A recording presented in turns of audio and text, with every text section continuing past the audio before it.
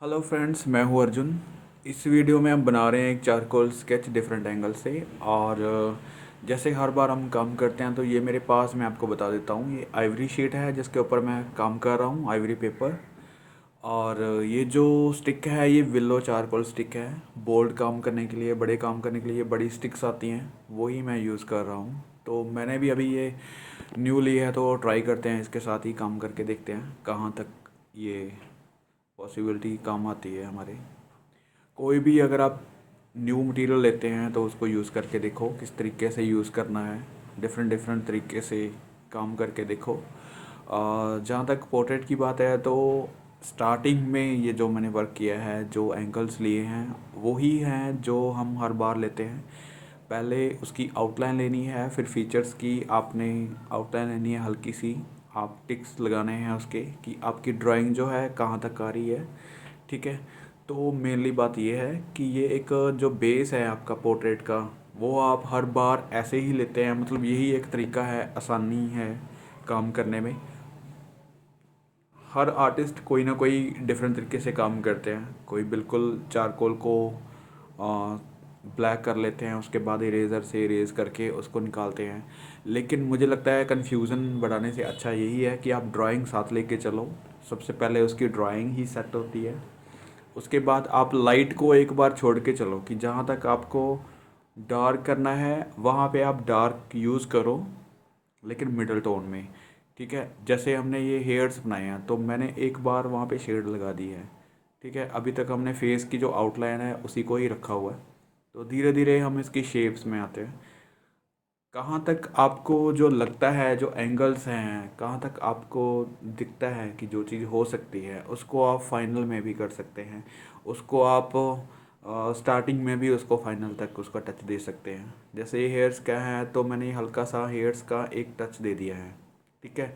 तो उसके बाद जो शेड्स हैं, टोन्स हैं, उसके ऊपर हम ध्यान दे रहे हैं। देखो, फीचर्स बनाना एक अलग चीज़ है, वो एक डिटेलिंग है जिसके ऊपर हम काम करते हैं। वो एक डिटेल वर्क होता है जहाँ पे हम काम करते हैं। तो एक बोल्ड करने के लिए, एक क्विक स्केच करने के लिए हम इतना काम करते हैं कि फीचर्स का जहाँ पे एंगल्स बनता है, जहाँ पे उसकी ड्राइंग बनती है बेस, वो सारी चीज़ें नोट कर लेते हैं। ठीक है। और आर्टिस्ट का जो काम करने का तरीका होता है वो यही होता है कि आप जो मुश्किल चीज़ें हैं, कितनी भी मुश्किल पेंटिंग है, कितना भी मुश्किल पोर्ट्रेट है, उसको आप सबसे पहले बेसिक लाइन से, बेसिक शेड से उसको आसान कर लो। मतलब उसकी ज्योमेट्रिकल शेप्स जो हैं, उसके एंगल्स जो हैं, लाइट एंड शेड जो हैं, वो सारी चीज़ें नोट करके एक बार उसको प्रोपोर्शनेट कर लो, प्रोपोर्शंस जो होते हैं उसके सही कर लो। उसके बाद डिटेलिंग में आना है। ठीक है। तो हम जो मुश्किल चीज़ें, मेरा मतलब कहने का ये है कि पेंटिंग्स कोई मुश्किल इतनी नहीं होती, बट हम क्या करते हैं, हम डिटेलिंग में सबसे पहले चले जाते हैं। हम उसकी ऑल ओवर लुक देखते हैं कि ये कितना काम किया हुआ है, कितनी डिटेलिंग में काम किया हुआ है। या हाइलाइट्स बहुत सारे हैं, टोन्स बहुत सारे हैं, लेकिन आपको वो टोन्स जो फिल करने हैं वो स्टेप बाय स्टेप ही करने हैं। ठीक है। तो अभी तक देखो मैंने फीचर्स ऐड नहीं किए। अभी मैं इसकी आईज़ बना रहा हूँ, ड्रॉ कर रहा हूँ पहले। तो हर एक चीज़ को आप एक साथ लेके चलो। मतलब एक ही चीज़ को पकड़ के आप ड्रॉ करने नहीं लग जाना। एक ही आईज़ को आपने कंप्लीट कर लिया ये नहीं। क्योंकि देखो अभी लुक्स है, जो आईज़ लुक्स है, जो देख रही हैं आईज़, तो उनकी जो देखने का जो तरीका है, मैं दोनों साइड सेम काम कर रहा हूँ। ठीक है। तो ये टेक्निक है किसी भी चीज़ को, एंगल्स को लेने के लिए। नहीं तो आपके जो आई बॉल्स हैं ज़्यादातर उनमें प्रॉब्लम आ जाती है कि आई बॉल आपका एक साइड जा रहा है, दूसरी लुक्स किस साइड जा रही है। ठीक है। और एक जो देखने का तरीका होता है, आप उस पोर्ट्रेट को किस तरफ देखने के लिए बना रहे हैं। मतलब आपकी तरफ देख रहा है पोर्ट्रेट, तो दोनों आईज़ को आपने किस तरीके से ड्रॉ करना है। फीचर्स की धीरे धीरे आपने स्टडी करनी है, स्टेप बाय स्टेप करनी है। ठीक है। अभी जो चीज़ें जो बन रही हैं, मैं ड्रॉ कर रहा हूँ, तो वो एक साथ फाइनल टच पे नहीं जा रही। मतलब मैं एक मिडल टोन्स, जो मिडल वर्क होता है वो मैं करके छोड़ रहा हूँ। उसके फाइनल होता है जब हम कंप्लीट पूरे पोर्ट्रेट को विजुलाइज कर लेते हैं कि ये दिख रहा है, जो सब चीज़ें इसमें इन्वॉल्व हो चुकी हैं, शेड्स बन चुके हैं, उसकी शेप आ चुकी है और उसमें टोन्स भी फिल हो गए हैं, तो उसके बाद हमने जो फाइनल टच करना है वो उसके बाद होता है।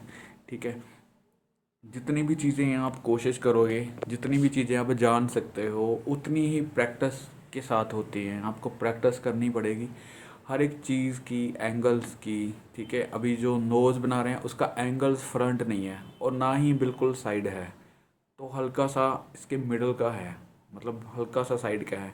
तो अगर आपने इसकी नोज़ की स्टडी नहीं की तो यहाँ पे आपको प्रॉब्लम आ जाएगी। आपको एंगल्स में प्रॉब्लम आती है जब भी आप कोई भी पोर्ट्रेट बनाते हैं। ठीक है, हम कोशिश करते हैं कि हर बार कोई न्यू ट्राई करते हैं, तो कई बार क्या होता है, बहुत सारे बच्चे क्या करते हैं, उस चीज़ को छोड़ने देते हैं, क्योंकि जो चीज़ नहीं हो रही आप एक बार करते हैं, दो बार करते हैं, आप उसको छोड़ देते हैं। लेकिन ये चीज़ नहीं होनी चाहिए। आप जिस चीज़ को बना रहे हैं उसको आप 10 बार बनाओ। अगर 10 बार भी नहीं बन रही है तो आप 20 बार बनाओ।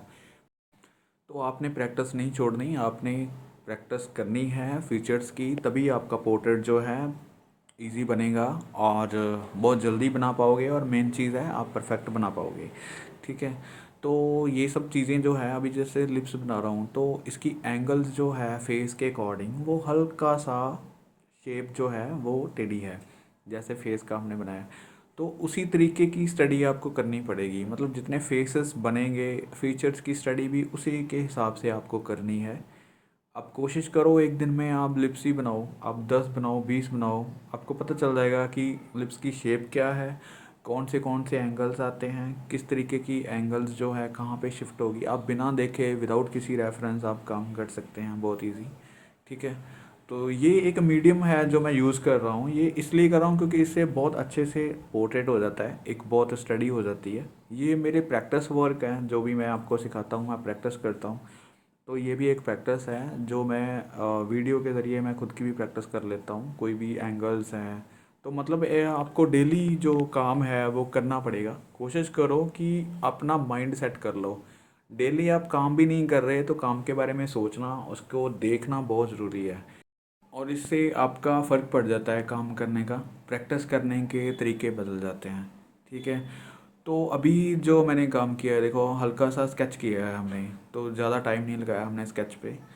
तो कोशिश करो कि इस तरीके की प्रैक्टिस करो, आपकी कम टाइम लगे लेकिन उसमें कुछ ना कुछ न्यू हो, कुछ ना कुछ सीखने को हो। ठीक है, हम चारकोल स्टडी इसलिए कर रहे हैं क्योंकि कोई भी कलर्स करेंगे, आप ऑयल में करेंगे, वाटर में करेंगे, तो जब तक आपको कलर्स की वैल्यू का नहीं पता तब तक आप कोई भी कलर नहीं कर पाओगे, कलर्स की टोन्स के बारे में कुछ जान नहीं पाओगे।